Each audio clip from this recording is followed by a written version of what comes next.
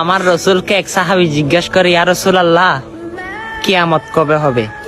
আবার জিজ্ঞাসা করে, ইয়া রাসূলুল্লাহ কিয়ামত কবে হবে? ইয়া রাসূলুল্লাহ কিয়ামত কবে হবে?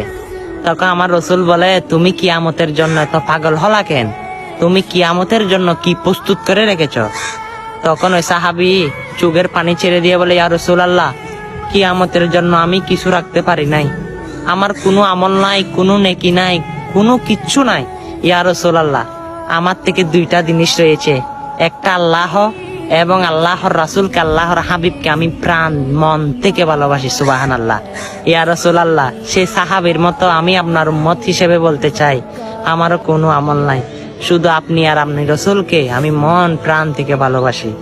হ্যাঁ, সেই রসুলের উম্মত যারা রয়েছেন, এই সুন্দর বার্তাটা সকল মুসলমানের কাছে পারলে শেয়ার করে দিয়েন। আমিন।